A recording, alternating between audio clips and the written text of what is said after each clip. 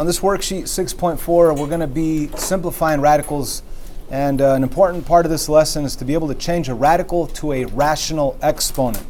What's a rational exponent? It's a exponent that's a rational number, which is a fraction, right? So we're going to be able to take this rth root of whatever this is to whatever power and change it to a rational exponent. And it's this simple, guys. The root, whatever the root is, whether it's a square root, third root, fourth root, fifth root, whatever that root is going to be the denominator of the fraction of your exponent. And the power will be the numerator of the fraction that's your exponent. And the base right here is still going to be the base. So our goal for this lesson, or for this section 6.4, is to be able to change a radical to a rational exponent, and likewise change a rational exponent to a radical. Okay. It's also important to note that the power doesn't have to be on the inside of the root. It could technically be out here. So you could have whatever root it is, and you're taking the root of this value, and the power's on the outside. That power on the outside will still be the numerator on the rational exponent. The root will still be the denominator on the rational exponent. So with that said, let's actually explain the odd ones right here. Now, number 9, your calculator could actually do this. Wait a minute. Maybe not, especially because there's a negative. So whenever you have any type of... oh no, we are able to do this. It's an odd root. Okay, so it's an odd root. So let's split that fifth root.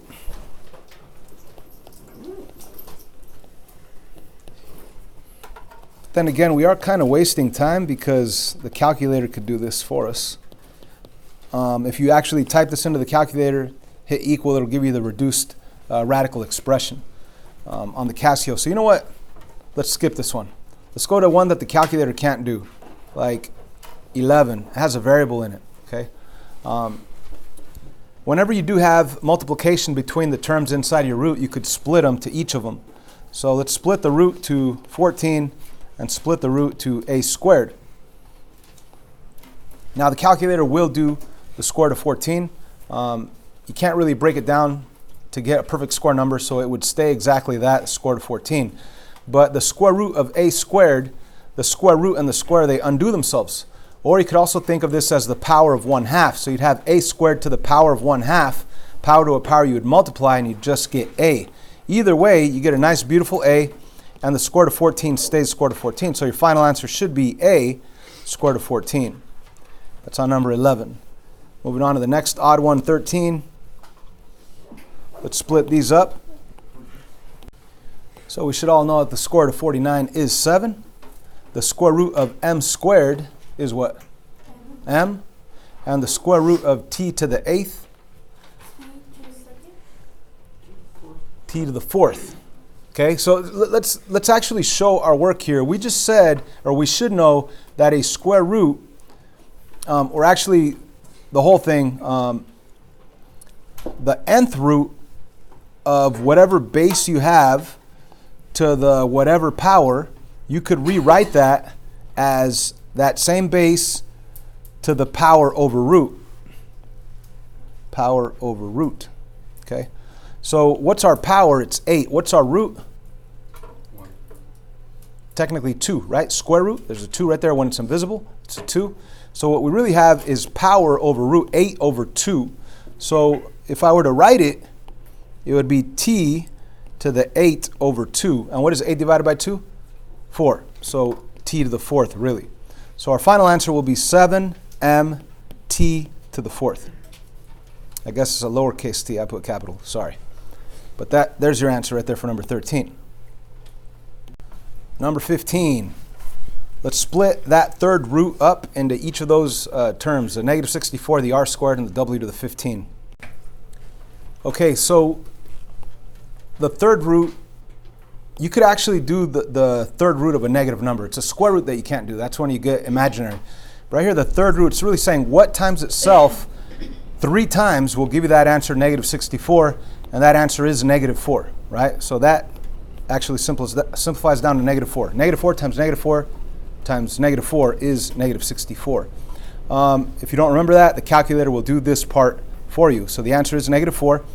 Now, if you see that if you were to write it as r to the power over root 2 over 3, you can't really divide that, can't reduce that. So there's no purpose in rewriting it as r to the power over the root. So just leave it like this for now. Jump to this one. If you do power over root right here, what's w to the 15 divided by 3 power? What's that really?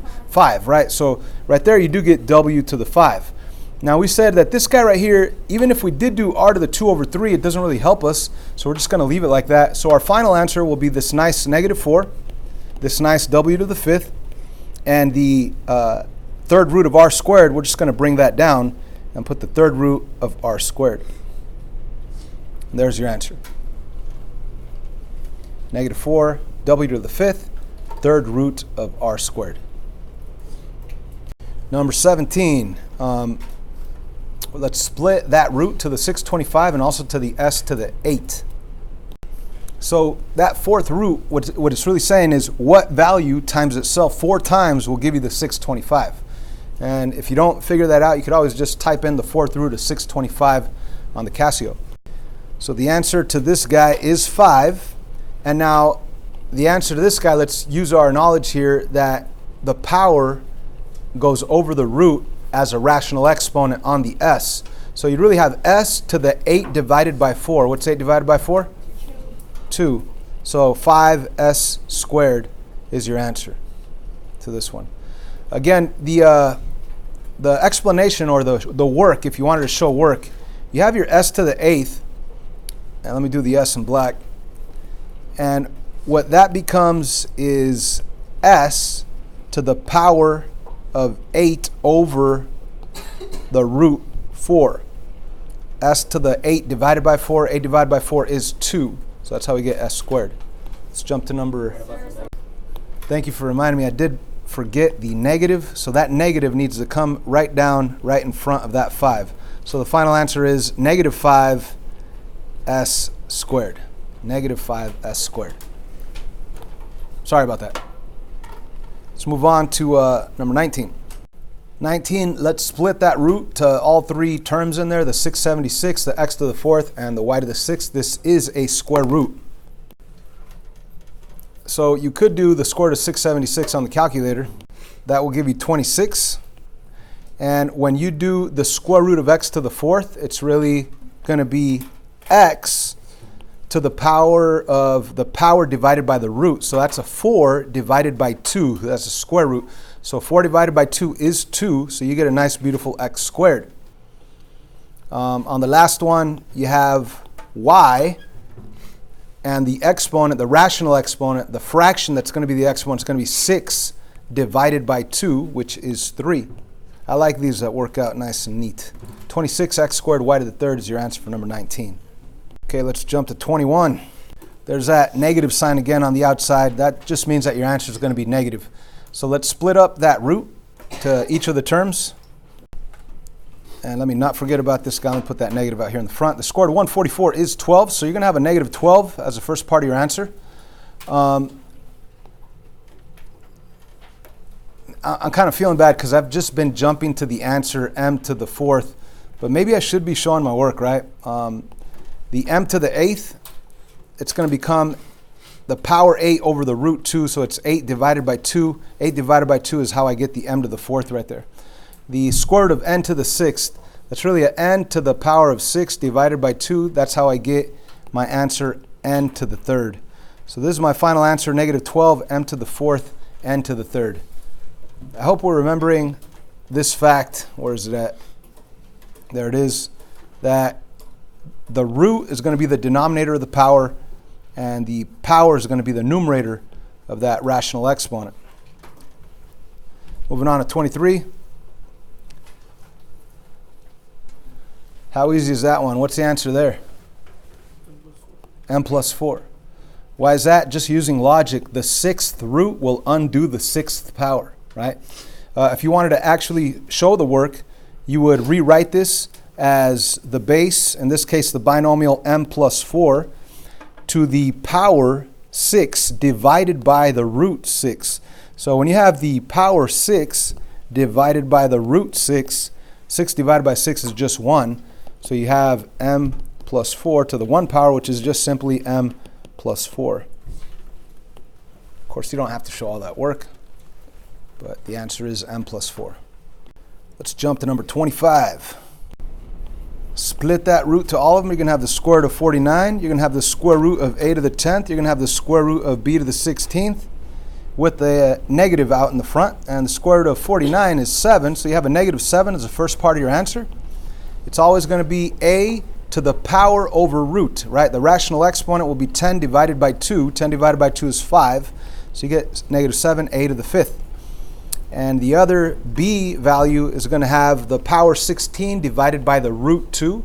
16 divided by 2 is 8. So you have b to the 8th. And there's your answer. I did not show my work, but I hope you guys are following along.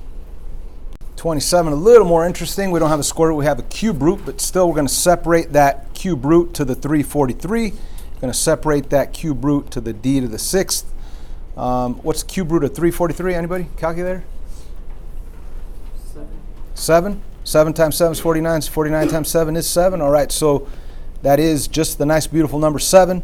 And when we think d to the power 6 divided by the root 3, that's going to be simply d squared.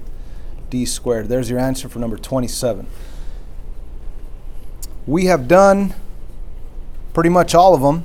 All the odd ones. Let's have you guys go back and do the even ones. And I will make a video explaining the even ones in case you guys are stuck. You could check it on Edmodo or my YouTube channel.